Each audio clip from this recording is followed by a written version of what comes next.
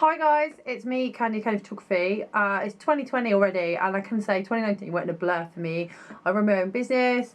It was crazy busy, but I also discovered that a lot of my fellow photographers who contact me on my YouTube and Facebook and Instagram were saying, like, you know, they're lacking in motivation coming into 2020, that it's been financially hard on a lot of people the last year, especially the last 12 months, even 18 months I'd probably go for, and people are really starting to feel the effect. And I wondered, you know, there's loads of videos out there how to improve your business. I am not going to teach people to do that on this video. I'm actually going to work on yourself and how you can open up your creativity.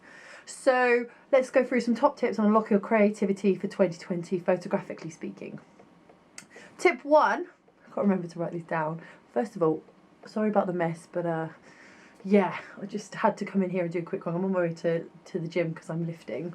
Tip 1 will be self-portraiture. Self-portraiture is a great way for unlocking your creativity. It's a great way for you to see what you can create in a simple space. I like to set myself a little task every now and then. I try and do a self-portrait session at least once a month. I used to do it every 2 weeks, but I've become a little bit too busy. I think once a month is great for me. I post them all on my Instagram, which you can check out. I'll put the links below. I pick a theme or a style and it might be a fabric that I want to see how much I can do with, or something, you know, like a look that I'm going for. Mark Klaus does some great self-portraiture stuff, so I'll link some of his stuff as well for you. It's great. Self-portrait will really open your eyes up to perhaps your surroundings a bit more, how you might view it. So you might challenge yourself to only shoot in your bathroom, and you can only shoot in that bathroom, and you'll come up with different ideas in that. And you'll slowly start unlocking it, and I think you'll unlock your creativity in that way, because you'll be able to think more than just like, okay, look at the camera, that way. You'll start thinking about posing and lighting, colours and positioning and composition. Tip 2 is this is awful to say this, I realise, kind of awful. Unfollow photographers that make you feel bad about your work on Instagram and social media. Just unfollow them or hide them, because I think that doesn't help you, because you see, oh, why can't I create that? And that's a great thing, because then you aren't feeling like you're copying anybody. You're just coming out of you aren't afraid to challenge stuff, because you'll see someone doing levitation, you go, well, my levitation never turns out like that. Or you might say, well, my gel lighting doesn't turn out like that. And I think if you unfollow them and just look at the tutorials and the videos, you'll start seeing things a bit differently. I think when you're constantly bombarded by hugely creative images, it can dull you down a little bit. But in the same light, for tip number 3, you can start looking at other images that perhaps you really like, or you like certain aspects, and just write them down, jot them down, save them to a Pinterest board. I have a Pinterest board. I'll send you, I'll put the link somewhere, and you can start seeing how I curate boards for ideas and inspiration. That can really help you. Tip 4 is limit yourself to one piece of equipment.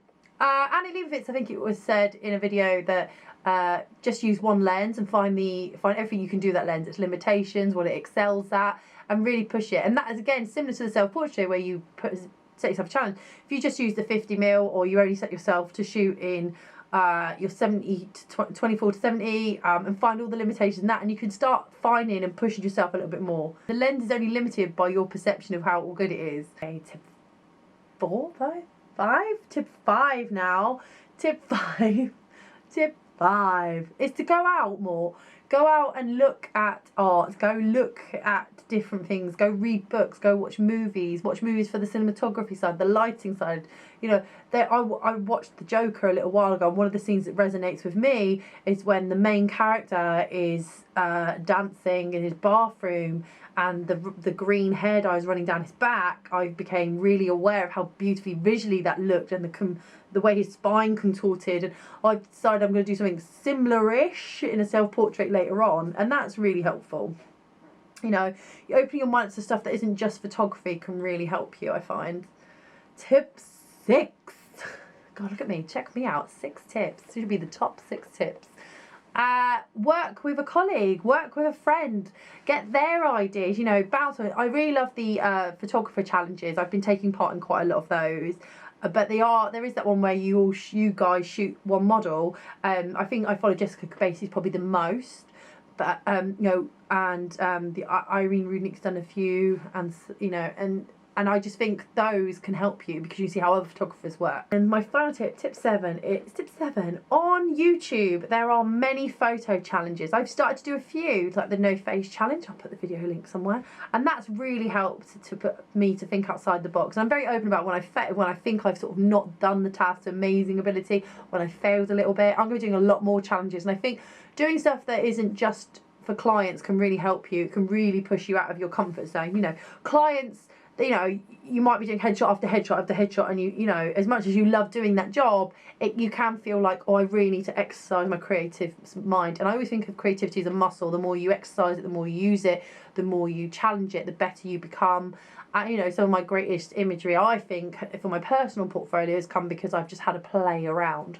So yeah, they are my top tips. If you've got any extra tips, put them in the comment below. Don't forget to like and subscribe. And by the way, do you like the new... Okay, ignore the background and ignore the way I'm looking because I'm off to the gym, but I'm now shooting with a completely dedicated system for my YouTube. I decided that I would upgrade because it's about time. Because at the moment my phone wasn't cutting it. Don't forget to like, subscribe, as I said, hit that bell button. Comment below if you have any tips that could help people with their creativity, and I'll catch you all real soon. Welcome to 2020, people. I would say this is our year, but I'm determined to be my year, selfishly, and so should you be.